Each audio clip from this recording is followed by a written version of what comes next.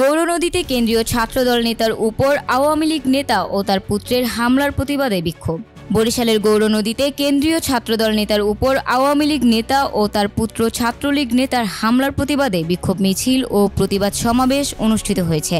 অভিযোগে জানা গেছে, গৌরনদী উপজেলা আওয়ামী লীগের সদস্য ও সাবেক মেয়র মোহাম্মদ আলাউদ্দিন ভূঁইয়া এবং তার পুত্র সরকারি গৌরনদী কলেজ ছাত্রলীগের সদস্য অনেক ভূঁইয়া রোববার রাতে আশোকাঠি ফিলিং স্টেশনে ঢাকা তিতুমির কলেজ ছাত্রদলের যুগ্ম সাধারণ সম্পাদক নূর হোসেন আকাশের উপর হামলা চালিয়ে তাকে পিটিয়ে আহত করেন। প্রত্যক্ষদর্শীরা জানান, ওই রাতে ছাত্রদল নেতা আকাশ ফিলিং স্টেশনের শৌচাগারে প্রবেশের সময় কর্মচারীর বাধার মুখে বাকবিতণ্ডা সৃষ্টি হয়। এক পর্যায়ে ফিলিং স্টেশনের মালিক আলাউদ্দিন ভূঁইয়া ও তার পুত্র অনিক সহ সহযোগীরা ঘটনাস্থলে গিয়ে ছাত্রদল নেতাকে মারধর করেন। এ ঘটনার প্রতিবাদে সোমবার বিকেলে উপজেলা ছাত্রদলের সভাপতি মোহাম্মদ রুবেল গোমস্তার নেতৃত্বে গৌরনদী বাসস্ট্যান্ডে বিক্ষোভ মিছিল ও প্রতিবাদ সমাবেশ অনুষ্ঠিত হয়। সমাবেশে বক্তারা হামলাকারী আওয়ামী লীগ নেতা আলাউদ্দিন ভূঁইয়া ও তার পুত্র ছাত্রলীগ নেতা অনেক ভূঁইয়াকে দ্রুত গ্রেপ্তারের দাবি জানান।